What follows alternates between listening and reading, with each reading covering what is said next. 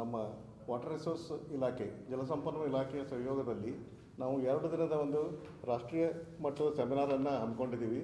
ಈ ಸೆಮಿನಾರ್ದ ಥೀಮ್ ಅಂದರೆ water resource projects performance audit for sustainability resilience and adaptability to climate change.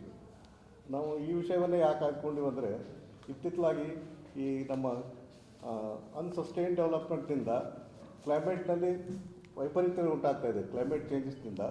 ಅದರಿಂದ ನಮ್ಮ ಮಳೆಗಾಲ ಮೊದಲು ನಾವು ಯೂನಿಫಾರ್ಮ್ ಆಗಿ ಮಳೆಗಾಲ ಆಗ್ತಿತ್ತು, ಈಗ ಅದು ಆಗ್ತಾಯಿಲ್ಲ. Very erratic rainfall. ಅಂದರೆ ಮೊದಲು ನಾವು ಡಿಫೈನ್ ಮಾಡ್ತಿದ್ವಿ, ಜೂನ್ 7ನೇ ತಾರೀಕಿಗೆ ಮಾನ್ಸೂನ್ ಎಂಟ್ರಿ ಆಗುತ್ತೆ, ಸೆಪ್ಟೆಂಬರ್ 15ವರೆಗೆ ಮಳೆ ಇರುತ್ತೆ ಅಂತ. ಅಲ್ಲಿವರೆಗೆ ಒಂದು ಯೂನಿಫಾರ್ಮ್ ರೈನ್ಫಾಲ್ ಇರ್ತಿತ್ತು, ರಿವರ್ನಲ್ಲೂ ಕೂಡ ಒಂದು ಯೂನಿಫಾರ್ಮ್ ಫ್ಲೋ ಇರ್ತಾಯಿತ್ತು. ಅದರಿಂದ ನಮ್ಮ ಬೆಳೆಗಳಿಗೆ ಯಾವಾಗ ನೀರಿನ ಅವಶ್ಯಕತೆ ಇದೆ ಆ ಟೈಮ್ನಲ್ಲಿ ನೀರು ಸಿಗ್ತಾಯಿತ್ತು. ಅಂದರೆ ಎವ್ರಿ ಕ್ರಾಪ್ ಅದಕ್ಕೊಂದು ಕ್ರಾಪ್ ವಾಟರ್ ರಿಕ್ವೈರ್ಮೆಂಟ್ ಇರುತ್ತೆ. ಸೋಯಿಂಗ್ ಟೈಮ್ನಲ್ಲಿ ಇಷ್ಟು ಬೇಕು, ಅದು ಒಂದು ಸಸಿ ಆದಮೇಲೆ ಇಷ್ಟು ಬೇಕು, ಅದು ಫ್ಲವರಿಂಗ್ ಟೈಮ್ನಲ್ಲಿ ಇಷ್ಟು ಬೇಕು, ಅಂದರೆ ಹಾರ್ವೆಸ್ಟ್ ಟೈಮ್ನಲ್ಲಿ ಇಷ್ಟು ಬೇಕು ಅಂತೇಳಿ ಅದಕ್ಕೆ ತಕ್ಕಂಗೆ ನಾವು ನಮ್ಮ ಇರಿಗೇಷನ್ ಪ್ರಾಜೆಕ್ಟ್ಗಳನ್ನು ಡಿಸೈನ್ ಮಾಡಿರ್ತೀವಿ. ನಾವು ವಾಟರ್ ಅಲೋಕೇಶನ್ ಮಾಡೋದೇ ಅದರ ಮೇಲೆ ಟೋಟಲ್ ಅಚ್ಚುಕಟ್ಟು ಏರಿಯಾ ಎಷ್ಟಿದೆ, ಅಲ್ಲಿ ಯಾವ ಕ್ರಾಪ್ ಬೆಳೀತಾ ಇದ್ದೀವಿ, ಅದಕ್ಕೆ ಎಷ್ಟು ನೀರಿನ ಅವಶ್ಯಕತೆ ಯಾವ ಪೀರಿಯಡ್ನಲ್ಲಿ ತಿಳ್ಕೊಂಡು ಅದ್ರ ಮೇಲೆ ನಾವು ನಮ್ಮ ಎಲ್ಲ ಪ್ರಾಜೆಕ್ಟ್ಗಳನ್ನು ಮಾಡಿರ್ತೀವಿ. ಇತ್ತಿತ್ತಲಾಗಿ ನಮ್ಮಲ್ಲಿ ಲಿಫ್ಟ್ ಇರಿಗೇಷನ್ ಸ್ಕೀಮ್ಸು ಹೆಚ್ಚಾಗಿದೆ. ಲಿಫ್ಟ್ ಇರಿಗೇಷನ್ ಸ್ಕೀಮಿಗೆ ನಾವು ವಾಟರ್ ಸ್ಟೋರೇಜ್ ಮಾಡಲ್ಲ. ಯಾವಾಗ ರಿವರ್ನಲ್ಲಿ ಫ್ಲೋ ಇರುತ್ತೆ ಆವಾಗ ಮಾತ್ರ ನೀರನ್ನು ಎತ್ತಿ ನಾವು ಖರೀಫು ಮತ್ತು ರಬಿ ಸೀಸನ್ ನೀರು ಕೊಡ್ತಾಯಿದ್ದೀವಿ. ಸೊ ಈ ಇರಾಟಿಕ್ ರೈನ್ಫಾಲ್ನಿಂದ ಈ ನಮ್ಮ ನದಿ ಪಾತ್ರದಲ್ಲಿ ನೀರಿನ ಅವೈಲಬಿಲಿಟಿ ಯೂನಿಫಾರ್ಮ್ ಆಗಿಲ್ಲ. ಯಾವ ಟೈಮ್ನಲ್ಲಿ ನಮಗೆ ನೀರು ಬೇಕೋ ಆ ಟೈಮ್ನಲ್ಲಿ ಮಳೆ ಆಗಲಿಲ್ಲ ಅಂತಂದರೆ ನಮ್ಮ ಕ್ರಾಪ್ ಪ್ಯಾಟ್ರನ್ ಸಫರ್ ಆಗಿಬಿಡುತ್ತೆ.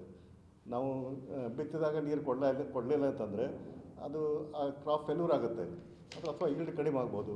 ಈ ಕಾರಣಕ್ಕಾಗಿ ನಮ್ಮ ಪ್ರಾಜೆಕ್ಟ್ಗಳು ಮುಂದಿನ ದಿನಗಳಲ್ಲಿ ಈ ಹವಾಮಾನ ವೈಪರೀತ್ಯ ಏನಿದೆ ಇದು ಇರ್ರಿವರ್ಸಿಬಲ್ ಆಗ್ಬೋದು. ಯಾಕಂದರೆ ನಮ್ಮ ಈ ಮಾನವ ನಿರ್ಮಿತ ಚಟುವಟಿಕೆಗಳಿಂದ ಏನು ಕ್ಲೈಮೇಟ್ ಮೇಲೆ ಎಫೆಕ್ಟ್ ಆಗಿದೆ ಅದು ನಮ್ಮ ತಿರುಗಿ ಅದು ನಾವು ಮೊದಲಿನ ಕಾಲಮಾನಕ್ಕೆ ಬರ್ತೀವಿಲ್ಲೋ ಗೊತ್ತಿಲ್ಲ. ಅವಾಗ ಇರ್ರಿವರ್ಸಿಬಲ್ ಆದರೆ ಈ ನಮ್ಮ ಪ್ರಾಜೆಕ್ಟ್ಗಳು ಅಂಥ ಸಮಯದಲ್ಲಿ ಹೇಗೆ ಅವನ್ನು ಅಳವಡಿಸಿಕೊಳ್ಳಬೇಕು, ಅಥವಾ ನಾವು ನಮ್ಮ ಈ ಇರಿಗೇಷನ್ ಸಿಸ್ಟಮ್ನಲ್ಲಿ ಚೇಂಜ್ ಮಾಡಬೇಕು, ಅಥವಾ ಕ್ರಾಪಿಂಗ್ ಪ್ಯಾಟರ್ನಲ್ಲಿ ಚೇಂಜ್ ಮಾಡ್ಬೋದಾ, ಅಥವಾ ಅದೇ ಕ್ರಾಪ್ ಮಾಡಿದರೆ ನಾವು ಯಾವ ಥರ ಅವುಗಳಿಗೆ ನೀರನ್ನು ಕೊಡಲಿಕ್ಕೆ ಯೋಜನೆಗಳನ್ನು ಮಾಡ್ಕೊಳ್ಬೇಕು. ಇಂಥದಕ್ಕೆ ಒಂದು ಚರ್ಚೆ ಈಗ ಈಗ ಈಗ ನಾವು ಇಷ್ಟು ಪ್ರಾರಂಭ ಮಾಡಬೇಕಾಗಿದೆ. ಯಾಕಂದರೆ ಇನ್ನು ಮುಂದಿನ ಒಂದು 10-15 ವರ್ಷದಲ್ಲಿ ಪರಿಸ್ಥಿತಿ ಏನಾಗ್ತೋ ಗೊತ್ತಿಲ್ಲ. 2 ಕಾರಣದಿಂದ. ಒಂದು, ನಮ್ಮ ಜನಸಂಖ್ಯೆ ಹೆಚ್ಚಾಗ್ತದೆ, ವಾಟರ್ ರಿಕ್ವೈರ್ಮೆಂಟ್ ಇಸ್ ಆಲ್ಸೋ ಹೆಚ್ಚಬೇಕಾಗುತ್ತೆ ನಮಗೆ. ಈ ಪ್ರೆಸೆಂಟ್ ಸಿಚುವೇಶನ್ ನೋಡಿದರೆ we are in a water stressed condition. ಯಾಕಂದರೆ ನೀರಿಗೆ ಬಹಳ ಉಪಯೋಗ ಇದೆ ರೀ. ನೀರು ಅದು ನಮ್ಮ ಕುಡಿಲಿಕ್ಕೂ ಬೇಕು, it is required for drinking and sanitation, ಆಮೇಲೆ ಅಗ್ರಿಕಲ್ಚರ್ಗೆ ಬೇಕು, ಇರಿಗೇಷನ್ಗೆ, ಇಂಡಸ್ಟ್ರಿಗೆ ಬೇಕು, ಆಮೇಲೆ ನಮ್ಮ ಪವರ್ ಜನ್ರೇಷನ್ಗೆ ಬೇಕು. ನಾವು 1950ರಲ್ಲಿ ನಮ್ಮ ಜನಸಂಖ್ಯೆ 35 ಕೋಟಿ ಇತ್ತು, ಇವತ್ತು ನಾವು 135 ಕೋಟಿ. ನೀರೇನಿದೆ, ಎಷ್ಟು ನೀರು ಎವಾಪರೇಷನ್ ಆಗುತ್ತೆ ಅಷ್ಟೇ ಮಳೆ ಆಗ್ತದೆ. ಸೊ ಆವಾಗಲಾದರೂ ಎವಾಪರೇಷನ್ ರೇಟ್ ಅದೇ ಇತ್ತು, ಈಗೂ ಅದೇ ಇದೆ. ಸೊ ಆವಾಗ 35 ಕೋಟಿ ಜನಸಂಖ್ಯೆ ಇದ್ದಾಗ ನಮ್ಗೆ ಪರ್ ಕ್ಯಾಪಿಟಾ ಪ್ರತಿಯೊಬ್ಬರಿಗೆ ನೀರಿನ ಲಭ್ಯತೆ ಎಷ್ಟಿತ್ತಂದರೆ 5000 ಮೀಟರ್ ಕ್ಯೂಬ್ ಪರ್ ಇಯರ್ ಪ್ರತಿ ಮನುಷ್ಯನಿಗೆ. ಅದು ಇವತ್ತು ಎಲ್ಲಿಗೆ ಬಂದಿದೆ, 1500 cubic meter per head per year ಬಂದಿದೆ. ಸೊ ನಾವು ಎಲ್ಲ ರಿಕ್ವೈರ್ಮೆಂಟಿಗೆ ನಾವು ನೀರು ಅಲೋಕೇಶನ್ ಮಾಡಿದರೆ ಈ ಒಂದು ಸಮತೋಲನ ಸ್ಥಿತಿಯಲ್ಲಿದ್ದೀವಿ. ಸೊ ಯಾವ ಸೆಕ್ಟ್ರಿಗೆ ಎಷ್ಟು ಬೇಕು, ಕುಡಿಲಿಕ್ಕೆ ಎಷ್ಟು ಬೇಕು, ಇಂಡಸ್ಟ್ರಿಗೆ ಎಷ್ಟು ಬೇಕು, ಅಗ್ರಿಕಲ್ಚರ್ಗೆ ಎಷ್ಟು ಬೇಕು ಅಲೋಕೇಶನ್ ಮಾಡಿದ್ದೀವಲ್ಲ. ಸೊ ಯಾವುದೇ ಒಂದು ಸೆಕ್ಟರ್ನಲ್ಲಿ ಡಿಮಾಂಡ್ ಹೆಚ್ಚಾದರೆ ಅದು ಮತ್ತೊಂದು ಸೆಕ್ಟರ್ ಮೇಲೆ ಸ್ಟ್ರೆಸ್ ಕ್ರಿಯೇಟ್ ಮಾಡ್ತದೆ. ಈಗ ಸಾಹೇಬ್ರು ಹೇಳಿದ್ರೆ ಆಗಲೇ ಏನಂತಂದರೆ ಈಗ 45 TMC ನೀರನ್ನು MLD ನೀರನ್ನು ಮಲಪ್ರಭಾದಿಂದ ಕುಡಿಲಿಕ್ಕೆ ಕೊಡ್ತಾಯಿದ್ವಿ ಅಂತೇಳಿ. ಆ ಕುಡಿಲಿಕ್ಕೆ ಕೊಟ್ಟರೆ ಇರಿಗೇಷನ್ ಶಾರ್ಟ್ ಆಗುತ್ತೆ. ಈ ಪರಿಸ್ಥಿತಿಯಲ್ಲಿ ಇದ್ದೀವಿ. ಇದೇ ಜನಸಂಖ್ಯೆ, ಇದೇ ಇಂಡಸ್ಟ್ರಿಯಲೈಸೇಷನ್ ಇನ್ನೂ ಮುಂದುವರೆದ್ರೆ by 2050 there will be water scarcity. ಅಂದರೆ ಲಭ್ಯ ಇದ್ದ ನೀರು ಅದಲ್ಲ, ಅದು ಯಾವ ಸೆಕ್ಟರ್ಗೂ ಸಾಲಲ್ಲ. ಇಂಥ ಒಂದು ಸಿಚುವೇಶನ್ ಬರೋ ಸಂದರ್ಭ ಇದೆ. ಸೊ ಆವಾಗ ನಮ್ಮ ಇರಿಗೇಷನ್ ಪ್ರಾಜೆಕ್ಟ್ಗಳನ್ನು ನಾವು ಹೇಗೆ ಅಳವಡಿಸಿಕೊಳ್ಳಬೇಕು ಅನ್ನೋ ಬಗ್ಗೆ ಒಂದು ಸೆಮಿನಾರನ್ನು ನಾವು ಹಮ್ಮಿಕೊಂಡಿದ್ದೀವಿ.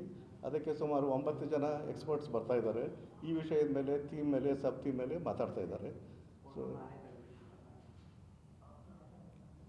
ಇವರು ಉದ್ಘಾಟನೆಗೆ ನಮ್ಮ 2 ಫಾರ್ಮರ್ ಸೆಕ್ರೆಟರೀಸು, ನಮ್ಮ ಇದನ್ನೆಲ್ಲ ಪ್ಲ್ಯಾನ್ ಮಾಡಿದಾಗ ಅವ್ರ ಸೆಕ್ರೆಟರಿ ಇಜಾಜ್ ಅಹಮದ್ ಅವರು ಇರಿಗೇಷನ್ ವಾಟರ್ ರಿಸೋರ್ಸ್ ಡಿಪಾರ್ಟ್ಮೆಂಟಿದ್ದು, ಅವ್ರು ಮಾನ್ಯತಾನೆ ರಿಟೈರ್ ಆಗಿದ್ದಾರೆ. ಆಮೇಲೆ ಜಯಪ್ರಕಾಶ್ ಅಂತೇಳಿ is adviser to water resource department, ಅವರು ಬರ್ತಾ ಇದ್ದಾರೆ. ಆಮೇಲೆ 2 MDಗಳು KBJNL KNL MDಗಳು ಬರ್ತಾ ಇದ್ದಾರೆ.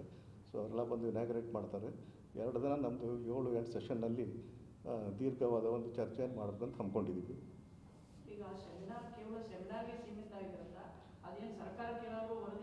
ಅದು ನಾವು ಹಾಂ ಅದೇ ನಾವು ಇಲ್ಲಿ ಚರ್ಚೆ ಮಾಡ್ತೀವಿ ಅದನ್ನು ಒಂದು ಸಲಹೆ ರೂಪದಲ್ಲಿ ಪ್ರೊಸೀಡಿಂಗ್ ರೂಪದಲ್ಲಿ ಮಾಡಿ ನಾವು ಸರ್ಕಾರಕ್ಕೆ ಕೊಡ್ತೀವಿ. ಅದು ಇರಿಗೇಷನ್ ಡಿಪಾರ್ಟ್ಮೆಂಟಿಗೆ ಕೊಡ್ತಾ ಇದ್ದೀವಿ, ವಾಟರ್ ರಿಸೋರ್ಸ್ ಡಿಪಾರ್ಟ್ಮೆಂಟಿಗೆ. ಇದು ರಾಜ್ಯಕ್ಕೆ ಸೀಮಿತ ಆಗಿರುತ್ತಾ ಹೇಗೆ? ಹಾಂ ಇಡೀ ದೇಶಕ್ಕೆ ನೀವು ಇದನ್ನು ಮಾಡ್ತೀರಾ? ಅಂದರೆ ಈ ಇರಿಗೇಷನ್ ಪ್ರಾಜೆಕ್ಟ್ಗಳು ದೇಶ ತುಂಬ ಒಂದು ಮಾಡೆಲ್ ನಾವೇನು ಮಾಡ್ತಾ ಇದ್ದೀವಿ ಲಿಫ್ಟ್ ಇರಿಗೇಷನ್ ಅಂದರೆ ಅದೇ ಥರನೇ ಬೇರೆ ರಾಜ್ಯದಲ್ಲೂ ಇರುತ್ತೆ. ಸೊ ಅಲ್ಲಲ್ಲಿ ಕ್ಲೈಮೆಟಿಕ್ ಕಂಡೀಷನ್ ಮೇಲೆ ಏನು ವೇರಿಯೇಷನ್ ಆಗುತ್ತೋ ಆ ರಾಜ್ಯಗಳು ಅದನ್ನು ಅಡಾಪ್ಟ್ ಮಾಡ್ಕೊಳ್ಬೇಕಾಗ್ತದೆ. ಸೊ ನಮ್ಮ ರಾಜ್ಯಕ್ಕೆ ಸೀಮಿತವಾಗಿ ನಾವು ಚರ್ಚೆ ಮಾಡೋಕ್ಕಾಗ್ತದೆ. ಯಾಕಂದರೆ ನಮ್ಮದು ಒಂದೇ ನಾವು ಈ ನಮ್ಮ ಘಟ್ಟಪ್ರಭಾ ಅಚ್ಚುಕಟ್ಟು ಪ್ರದೇಶ ತೊಗೊಂಡ್ರೆ ಆಗಲೇ ಸುಮಾರು 24 LI ಸ್ಕೀಮ್ಗಳು ನಡೀತಾ ಇದೆ ರೀ. 9 scheme already they are on going, ಮತ್ತು ಸುಮಾರು 15 ಸ್ಕೀಮ್ಗಳು ಸ್ಯಾಂಕ್ಷನ್ ಮಾಡಿದ್ದಾರೆ. ಸೊ ಎಲ್ಲ ಸ್ಕೀಮ್ಗಳು ಮುಂದೆ ಹೇಗೆ ನಡೀಬಹುದು because of this climate change ಅನ್ನೋದು ನಮ್ಮದು ಒಂದು ಚಿಂತನೆ.